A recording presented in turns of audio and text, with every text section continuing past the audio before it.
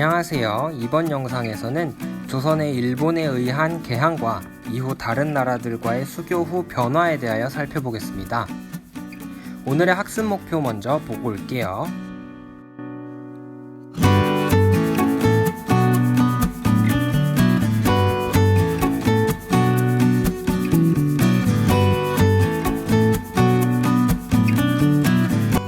지난 시간에는 흥선대원군의 대내외 정책에 대하여 살펴보았습니다. 기억나시나요? 간략하게 살펴보면 내부적으로는 세도 가문을 몰아내기 위한 정책들과 새로운 법 제정, 경복궁 중건 등의 정치개혁과 양전, 호포제, 사창제와 같은 경제정책을 실시하였습니다. 대외적으로는 병인양요, 신미양요 등의 결과로 통상수교 거부 정책을 실시하였었죠. 간략하게 정리한 것이다 보니 이해가 잘 되지 않으시는 분들은 선생님이 위에 카드를 통해 이전 영상을 올려드릴 테니까 이전 영상을 참고해주세요.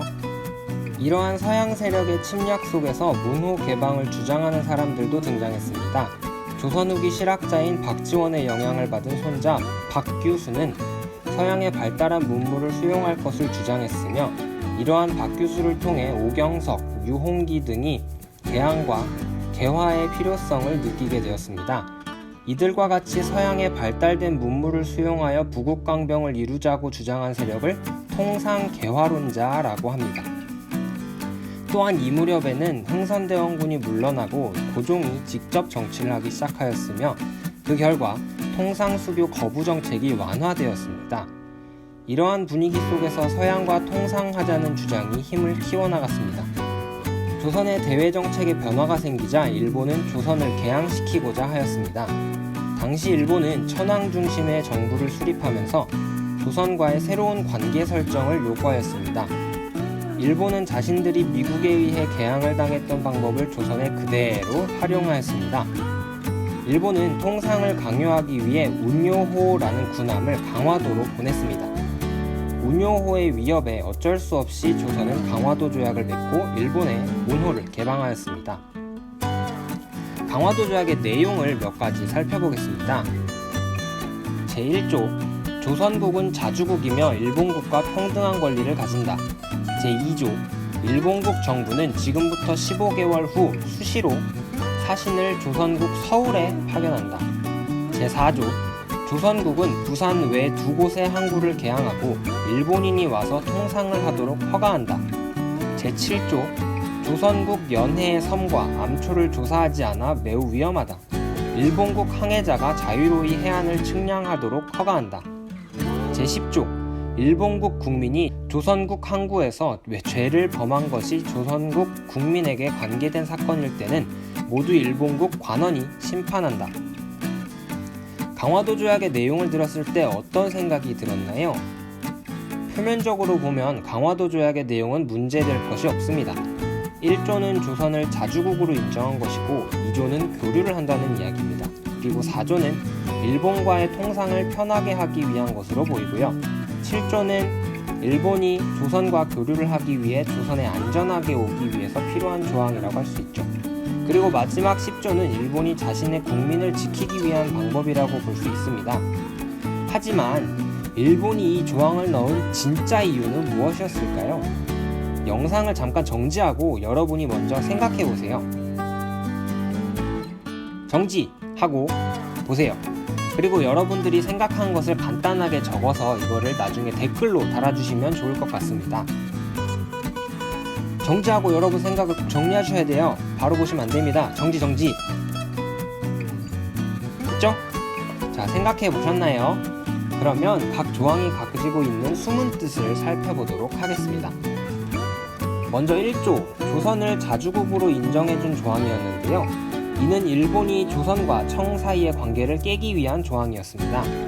조선은 나라가 세워질 때부터 중국, 즉 명과 매우 가까운 사이였죠. 심지어 조선이라는 나라 이름을 정할 때도 형식적이긴 하지만 명에게 먼저 물어보았습니다. 이처럼 명, 청과의 밀접한 관계 속에 있는 조선을 따로 떨어뜨려 놓음으로써 청이 조선에 관여하지 못하게 하기 위한 계략이었습니다. 이후 조선을 침략할 때 청이 태클을 걸지 못하도록 하기 위함이었던 거죠. 다음 2조에서 일본이 서울로 당시 한양의 관리를 파견한다는 것은 무슨 의미일까요? 한 나라의 수도에 수시로 사신을 보낸다? 사실상 조선의 상황을 살펴보고 이후 침략을 위해 준비하겠다는 뜻이 담겨 있었습니다. 사조는 어떤가요? 부산 외에 두 곳을 개항한다고 하였는데 그 두 곳이 어딘지 살펴보겠습니다. 바로 인천과 원산이었습니다. 그런데 일본이 개항하고자 했던 이 세 지역은 조선에서 매우 중요한 곳이었습니다. 첫 번째, 부산은 지금도 우리나라의 제1의 항구 도시죠. 당시에도 경제적인 이유로 부산을 장악하고자 한 것이었습니다. 인천은 어떠한 의도를 갖고 있었을까요? 여러분, 인천에서 서울까지 지금 얼마나 걸리는지 아시나요? 얼마 안 걸리죠? 이때도 마찬가지였습니다. 일본은 이것을 노린 겁니다. 당시 한양에 살고 있었던 사람은 누구죠? 바로 고종, 조선의 왕이죠. 인천을 일본이 장악해서 고종을 감시하겠다는 의미가 담겨 있습니다. 즉 정치적으로 조선을 통제하기 위해 인천을 개항하도록 한 것이죠.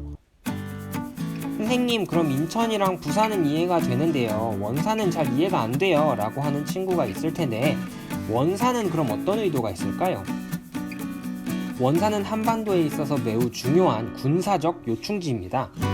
실제로 1950년 6월 25일에 시작된 6.25 전쟁, 즉 한국전쟁 당시에도 우리나라가 낙동강전선까지 내려와 있을 때 메가더 장군이 상륙 지점으로 고려했던 최종 후보지가 바로 원산과 인천이었습니다. 그러한 원산을 일본이 장악한다는 말은 군사적으로 조선을 통제하겠다는 것을 의미합니다.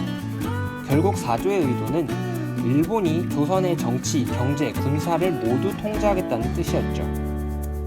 그럼 7조는 무슨 뜻이 숨겨져 있었을까요? 여러분들이 아마 눈치채셨겠지만 나중에 일본이 조선을 침략할 때를 대비하여 미리 준비하겠다는 뜻이 숨겨져 있었습니다. 바다를 측량하여 어디에 암초가 있고 어느 강가의 물살이 빠른지를 파악하여 침략을 쉽게 하기 위한 준비 과정인 것이죠. 이 조항의 내용을 한마디로 해안 측량권이라고 합니다. 10조는 어떤 의도가 있었을까요? 일본이 조선에 와서 죄를 지어도 일본의 법에 따라 재판을 받는다고 한다면 제대로 재판이 이루어지지 않을 가능성이 있겠죠. 이를 보장한 것이 10조의 내용이 되겠습니다. 국제법에서 외국인이 현재 거주하는 나라의 법을 적용받지 않을 권리, 이를 치외법권이라고 합니다. 이러한 내용을 바탕으로 강화도 조약의 의미를 한번 살펴보겠습니다. 먼저 강화도 조약은 조선이 맺은 최초의 근대적 조약입니다. 이전까지 조선은 조약이라기보다는 외교사절을 교환하여 교류를 하였습니다. 그러나 강화도 조약 이후부터는 약속을 맺고 이행하는 형식으로 외국과 관계를 맺었습니다. 쉽게 이야기해서 이전에는 그냥 형 동생의 관계처럼 형이 동생에게 베풀고 동생은 형을 인정해주는 형식이었다면, 강화도 조약부터는 계약 관계에 근거하여 업무 파트너로서 관계를 맺는 형식이 된 것이죠. 이런 의미에서 강화도 조약은 최초의 근대적 조약이라고 할 수 있습니다. 하지만 강화도 조약은 내용에서 알 수 있듯이 조선의 불리한 불평등 조약이라는 한계를 가지고 있습니다. 나라와 나라 사이의 조약이란 대등한 위치에서 약속을 맺어야 하는데 해안 측량권, 치외법권 등 불평등 조약이 들어가 있는 거죠. 또한 조선과 일본은 부속 조약을 맺어 세부적으로 조정하였습니다. 하지만 이 역시 일본 상품에 대한 관세를 매기지 않고 조선의 쌀을 무제한으로 수출하는 것을 허용하여 조선의 경제가 어려워졌습니다. 이후에 이를 바로잡아야 함을 깨달은 조선은 관세를 부과하고 곡물의 수출을 제한하는 내용의 조약을 다시 맺었습니다. 한편 청나라는 일본의 세력이 강해짐에 따라 일본을 견제하고 남하하는 러시아를 막기 위해 미국을 끌어들였습니다. 청나라는 황춘센이라는 사람이 쓴 조선 책략을 조선에 유포하여 조선 역시 미국과의 관계를 맺어야 함을 강조했습니다. 조선 책략의 내용을 잠깐 살펴보겠습니다. 오늘날 조선이 세워야 할 책략으로 러시아를 막는 것보다 급한 일이 없다. 이를 막는 책략은 무엇인가? 중국과 친하고 일본과 맺고 미국과 이어짐으로써 자강을 도모할 뿐이다. 청나라는 청, 조선, 미국, 일본 연합을 통해서 남하하는 러시아를 막고자 한 것이죠. 거기다가 청은 조선의 미국을 소개해 줌으로써 조선과 미국이 관계를 맺도록 하였습니다. 또한 청은 미국에게 조선을 소개해 주는 과정에서 미국에게 청이 조선에 대한 종주권을 갖고 있음에 대한 인정을 받고자 하였습니다. 이러한 청의 노력으로 조선은 서양 국가 중에서는 최초로 미국과 조미 수호 통상조약을 맺게 되었습니다. 여러분, 단어를 그냥 외우려고 하지 말고 한번 이해해 보세요. 조미 수호 통상조약 과연 무슨 뜻인지 한번 살펴보겠습니다. 조선과 미국이 수호, 즉 사이좋게 지내고 통상, 물건을 서로 사고 파는 조약, 즉 약속이다 라는 뜻입니다. 한마디로 다시 정리하면 조선과 미국이 서로 사이좋게 지내고 물건을 사고 팔 수 있는 관계가 되었다라고 하는 약속이 바로 조미수호 통상조약이 되겠습니다. 조미수호 통상조약에는 미국 상품에 관세를 부과할 수 있도록 하는 규정이 들어있었지만 치외법권과 최애국 대우 인정조항이 들어갔습니다. 최애국 대우란 이후 다른 나라들과 조약을 맺을 때 더 좋은 내용이 담겨 있으면 이를 해당 국가에도 적용시킨다는 내용입니다. 예를 들어서 지금 미국과 조선이 관계를 맺을 때 조선이 미국에 1을 주기로 했다라고 했는데 몇 년이 지난 후에 조선이 영국이나 다른 나라와 조약을 맺을 때는 3을 주기로 했다라고 한다면 굳이 미국과 조약을 다시 지을 필요 없이 자동으로 미국에도 3을 주게 되는 것, 그것이 바로 최애국 대우가 되겠습니다. 이렇게 미국과 맺은 조약은 조선이 서양과 맺은 최초의 근대적 조약이라는 의미를 갖습니다. 여기서 여러분들이 주의해야 할 부분은 조선이 외국과 맺은 최초의 근대적 조약이라고 하면 일본과 맺은 강화도 조약입니다. 반면에 조선이 서양과 맺은 최초의 근대적 조약이다 라고 하면 미국과 맺은 조미수호 통상조약이라는 것입니다. 미국을 시작으로 조선은 영국, 독일, 러시아 등과도 수교를 하여 문호를 확대하였습니다. 하지만 이들과 맺은 조약들 역시 치외법권과 최애국 대우가 포함된 불평등 조약이었습니다. 자, 다시 조선 내부 상황으로 돌아오겠습니다. 박규수를 비롯한 통상개화론자들은 김옥균, 박영효, 서광범, 김홍직 등 젊은 양반 자제들을 모아서 서양 문물을 전했습니다. 개항 이후 이들은 중앙에 진출하여 개화파를 형성하게 되었습니다. 한편 조선은 강화도 조약 직후 일본에 수신사를 파견하여 발전된 일본을 살펴보고 오도록 하였습니다. 수신사로 참여했던 사람들은 조선으로 돌아와 개화 정책을 실시했습니다. 그런데 조선 전체의 개화 정책을 실시하기 전에 이를 체계적으로 총괄할 기구가 필요하겠죠. 그래서 만든 기구가 통리기무아문입니다. 또한 조선은 별기군이라고 하는 근대식 군대를 만들고 일본인 교관을 초빙하여 훈련을 하도록 하였습니다. 이후 정부는 더 많은 정보를 수집하기 위해 일본에는 조사시찰단을, 청나라에는 영선사를, 그리고 미국에는 보빙사를 보내어 근대 문물을 살펴보도록 하였습니다.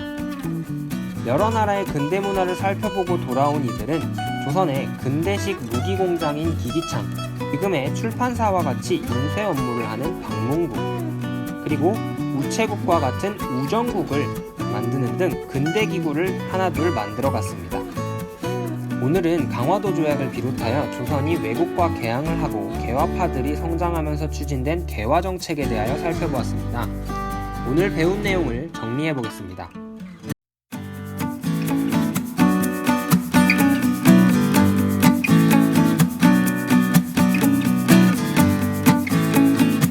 이번 시간 여러분에게 드릴 과제는 먼저 수업을 들으면서 여러분들이 느낀 점을 댓글로 달아주시면 되겠습니다. 그리고 댓글로 달아주셔야 하는 게 하나 더 있죠? 수업 중간에 제가 여러분에게 안내해드린 내용인데요. 그 내용을 댓글로 달아주시면 되겠습니다. 여러분들이 영상을 제대로 보셨다면 다시 이전으로 돌아가지 않아도 되겠죠? 여러분들이 다 제대로 잘 보셨을 거라 믿습니다. 그리고 두 번째로 지난 시간과 마찬가지 이번에도 오늘 배운 내용들 중에서 여러분이 이해한 내용을 역사 노트에 정리하는 것입니다. 다시 한번 얘기하지만 여러분이 무조건 다 채워야 하는 것은 아닙니다. 부담을 갖지 말고 그냥 한번 기억나는 것들 위주로 정리를 해보세요.